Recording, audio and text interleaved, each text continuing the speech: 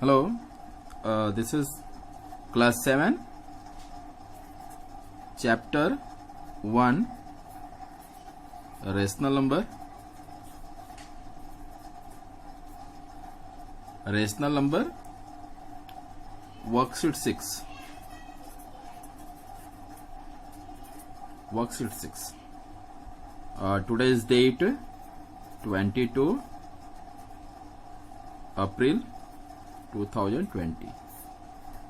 Okay. Second question, because we have discussed question number 1 yesterday. Today we will do question number 2. Question is find the value of x. Find the value of x if first is given 3 by minus 5 equal to x by 15. This is the given. We have to discuss. We have to find the value of x. 3 by minus 5 equal to x by 15. This is the given. How can we find? We know that if we have two rational number with the sign of equality, then by cross multiplication we can get easily the value of x. So here we have to write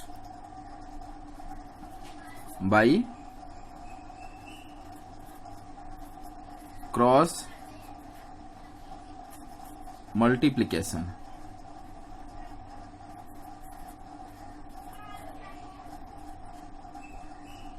we have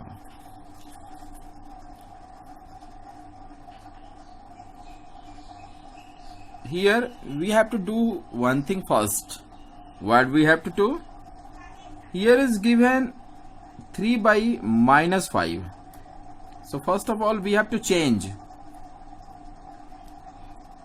minus 5 to plus 5, because we know that without standard form, doing it in standard form, we can't multiply by cross. हम लोग जब तक किसी भी rational number के denominator को जब तक हम लोग पॉजिटिव नहीं बना लेंगे तब तक हम लोग उसको क्रॉस मल्टीप्लिकेशन नहीं कर सकते हैं. तो पहले हम लोग इसको क्या करेंगे? चेंज करेंगे 3 into minus 1 by minus 5 into minus 1. ये हम लोग को पता है कि हम लोग को डिनोमिनेटर को पॉजिटिव करने के लिए माइनस 1 न्यूमरेटर में माइनस 1 डिनोमिनेटर में मल्टीप्लाई करना पड़ता है, तब जा करके हम लोग को मिलता है डिनोमिनेटर पॉजिटिव. और यहां से दूसरे साइड में लिखा हुआ है x बाई 5, तो x बाई 15. फिर यहां से हो जाएगा minus 3 by 5 equal to x by 15. अब यहां पे हम लोग देखेंगे कि दोनों डिनोमिनेटर क्या हो गया? पॉजिटिव हो गया. कभी भी ये बहुत ही एक इम्पॉर्टेंट बात है, हम लोग को यहाँ पे ध्यान देना पड़ेगा कि कभी भी अगर हम लोग डिनोमिनेटर को नेगेटिव मिलता है, पाते हैं, तो हम लोग को पहले उसको पॉजिटिव बनाना ही पड़ेगा. पॉजिटिव डिनोमिनेटर बनाने के बाद में ही नेक्स्ट प्रोसेस करेंगे, अदरवाइज आपका आंसर रॉन्ग आ सकता है. कुछ केसेस में नहीं भी आते हैं, कुछ केसेस में आ भी जाते हैं, लेकिन हम लोग का जो सिस्टम है, जो रूल है, उसको फॉलो करना है. First we have to make denominator positive, then after we have to do cross multiplication. Okay, so here is by cross multiplication we know we do like this arrow mark means ये direction marks होता है. Direction एक sign होता है कि 15 को जाना है -3 के पास. फिर एक दूसरा इधर से होगा एक डायरेक्शन मार्क, डायरेक्शन साइन यहाँ पे भी लगाएंगे. 5 को जाना है x के पास. तुम लोग को ये बहुत इंपॉर्टेंट है। कुछ बच्चे क्या करते हैं, 3 को 15 के पास भेज देते हैं और x को 5 के पास। ऐसे नहीं करना है, ऐसे करेंगे तो मिसकंसेप्शन यहाँ पे आ जाता है और एक मिस्टेक हो जाता है। मैं आपको आगे चल के बताऊंगा कि मिस्टेक होता कहाँ है। अब इस क्वेश्चन को कंप्लीट करेंगे तो यहाँ पे हम लोग लिखेंगे जैसे हम लोग प्रीवियस में बात किए हैं, -3 मल्टीप्लाई बाई 15। ये देखो 15 आ रहा है पीछे, -3 के पीछे कौन है, 15 इक्वल टू x पहले से वहां पे है, x मल्टीप्लाई कौन करेगा, 5। अब हम लोग को क्रॉस मल्टीप्लिकेशन हो गया, इसी को हम लोग बोलते हैं क्रॉस मल्टीप्लिकेशन। अब क्या करेंगे, हमें तो x अकेला चाहिए लेकिन x के साथ 5 भी यहां पर है। x अकेला चाहिए, x के साथ 5 है और उन दोनों के बीच में जो रिलेशन है वो मल्टीप्लाई का है। और किसी भी समय जब भी किसी नंबर को मूव करना होता है अदर साइड ऑफ इक्वल, तो हम लोग को जो रिलेशन रहता है उसका ठीक अपोजिट रिलेशन में वो जाता है। जैसे यहाँ पे इस 5 को इक्वल पार करके इस तरफ आना है, तो हम लोग को देखना है कि इन दोनों के बीच में रिलेशन क्या है। रिलेशन है मल्टीप्लाई का। तो जब ये 5 मल्टीप्लाई वाला 5 इस साइड आएगा इक्वल को पार करके, तो वो आ जाएगा डिवीजन के रूप में। इसका मतलब वो डिवाइड करेगा। तो हम लोग क्या करेंगे यहाँ पे, -3 मल्टीप्लाई बाई 15 बाई 5। देखो मैंने बोला था क्या कि भाई अगर x और 5 के बीच का रिलेशन है मल्टीप्लिकेशन, तो अगर ये 5 इक्वल के इस साइड आया, इक्वल इधर से छोड़ करके x को इस साइड आया, तो यहां किस फॉर्म में आया है, डिवीजन के फॉर्म में। इसका मतलब ये हो गया कि एक नोट यहां पे हम लोग लिख लेते हैं, ये हमेशा के लिए काम आएगा। एक नोट यहां पे हम लोग लिखते हैं,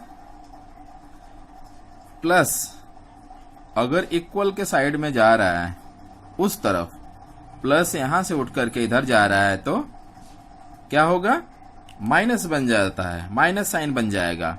जैसे ये प्लस इस साइड जाएगा इक्वल के, तो माइनस बन जाएगा, और ये माइनस अगर इक्वल के इस साइड आएगा तो प्लस बन जाएगा। एक ट्रिक हम लोग को थोड़ा ध्यान देना है। दूसरा कंडीशन एक आता है मल्टीप्लाई का। मल्टीप्लाई अगर इस तरफ आएगा, इक्वल को पार करके इस तरफ आएगा, तो डिवीजन का फॉर्म पकड़ेगा। जैसे ये मल्टीप्लाई इधर आया तो डिवीजन का फॉर्म, और डिवीजन इस तरफ आया तो मल्टीप्लिकेशन का फॉर्म। ये ट्रिक हम लोग को पकड़ना है, ये बहुत इंपॉर्टेंट है। इसको थोड़ा ध्यान से सोचना है कि इसमें ये ट्रांसफॉर्मेशन हो रहा है कि भाई अगर ये मल्टीप्लिकेशन का इधर था, तो मल्टीप्लिकेशन का जब इक्वल के दूसरे साइड जा रहा है तो डिवाइड कर रहा है, तो डिवाइड कर रहा है। ऐसे बहुत सारे केसेस आएंगे जब हम लोग को आइडिया लगेगा कि हो क्या रहा है। सो हियर इज 5 के टेबल से 5 को कट किए तो 1 टाइम्स में आया, फिर उसी 5 से इसको भी कट करेंगे तो 3 टाइम्स में कट गया। इन दोनों नंबर को हम 5 से कट किए, 5 से कट किए तो 5 1 जा और 5 3 जा। हम लोग को ध्यान से इसको समझना है, ये बहुत इजी है और ये मैथमेटिक्स का सबसे बेस है। और बेस अगर स्ट्रांग रहेगा तो आप किसी भी क्वेश्चन को रॉन्ग कभी नहीं बना पाएंगे। जब बनाएंगे तो एकदम करेक्ट बनाएंगे, एकदम एक्चुअल बनाएंगे, एकदम सीधा सीधा आंसर आएगा, क्योंकि हम लोग को बेसिक नॉलेज रहेगा। इसलिए बेसिक कंसेप्ट एकदम स्ट्रांग होना चाहिए। कि मैथमेटिक्स बोलता है कि if you have good basic knowledge then you can solve all the questions. Basic knowledge होना मस्ट है। अब यहाँ पे हम लोग देखेंगे -3 मल्टीप्लाई बाई 3 दैट इज -9। यहाँ पे हम लोग को मिल जाएगा x का value. This is your answer, this is your answer. ऐसे ही हम लोग हर क्वेश्चन को बनाएंगे क्वेश्चन नंबर 1 मैं और एक दूसरा क्वेश्चन पिक कर लेता हूं, उस क्वेश्चन को भी करके देखेंगे कि हो क्या रहा है, यहाँ पे कैसे सॉल्व हो रहा है। थोड़ा सेकेंड टाइप का क्वेश्चन पकड़ेंगे। ओके, क्वेश्चन नंबर सेकेंड का फोर्थ पार्ट ले लेते हैं। वो गिवन है 7/-x और यहाँ पे आपको है इक्वल का साइन दिया हुआ है, और उसके इक्वल के बाद क्या है 7 है। 7/-x equal to 7। तो हम लोग यहाँ पे देख लेते हैं डिनोमिनेटर क्या है। यहाँ पे कोई डिनोमिनेटर नहीं था, तो हम लोग 1 रख लेते हैं अपने मन से, ऐसा कर लेते हैं, थोड़ा इजी रहता है। बाद में जब फ्यूचर में हम लोग चलेंगे तो बहुत शॉर्टकट आने लगते हैं दिमाग में, because we have a huge amount of practice, then after we can do directly, but right now we have to do through the basic ideas. हम लोग को अभी बेसिक से ही समझना है, क्योंकि अभी शॉर्ट ट्रिक पकड़ेंगे तो कंफ्यूजन, बहुत सारा कंफ्यूजन क्रिएट हो जाएगा, जो कि एक बहुत हार्मफुल होता है। किसी भी क्वेश्चन को सॉल्व करने के लिए हम लोग को क्या करना पड़ता है, बेसिक आइडिया चाहिए ही चाहिए होता है। और एक बात मैं बता दूं, जो बच्चा या जो लोग बेसिक आइडिया रखते हैं वो बहुत ही मजबूत होते हैं अपने कंसेप्ट को लेकर के। तो देखते हैं यहाँ पे फिर वही आया कंडीशन, डिनोमिनेटर में क्या है, नेगेटिव साइन है, तो हम लोग यहां से चेंज कर देते हैं। 7 multiply by -1 -x multiply by -1, तो हम लोग को क्या इधर मिलता है 7/1 पहले से गिवन है, और यहां से फिर देख लेते हैं -7 और यहाँ पे हो जाएगा माइनस मल्टीप्लाई माइनस, तो प्लस साइन आ जाता है, तो पॉजिटिव हो गया, और यहाँ पे आ गया 7/1।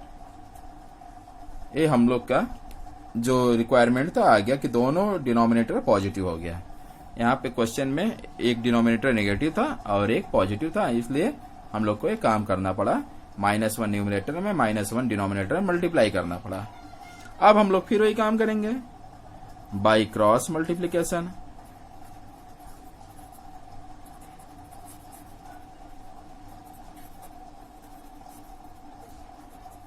by cross multiplication we have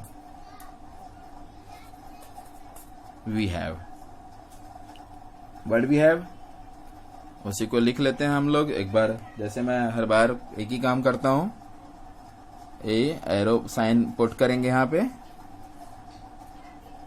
-7 के पास जा रहा है 1, -7 multiply by 1 equal to 7 into x, तो हम लोग को मिल जाएगा यहां से -7 इक्वल टू 7 इंटू एक्स। अब देखो इन दोनों के बीच में क्या रिलेशन है, मल्टीप्लाई का है, फिर 7 इधर आएगा डिवीजन के फॉर्म में, तो -7/7 यहाँ पे सिर्फ एक्स बच गया, जो कि हम लोग का रिक्वायरमेंट है। तो क्या करेंगे, फिर वही काम, एक नंबर उठाएंगे, उस नंबर से 7 दोनों 7 को कट करेंगे, वो नंबर कौन सा रहेगा 7 1 जा 7 1 जा, तो यहाँ पे हम लोग को मिल गया क्या मिल गया 7 -1 इक्वल टू एक्स, यानी एक्स का जो वैल्यू आया है वो -1 आ गया। That is the our requirement, this is your answer. Okay, so I have given homework for today, remaining part of the question number 2 and question number 3. Okay, thank you, have a nice day, we will meet tomorrow.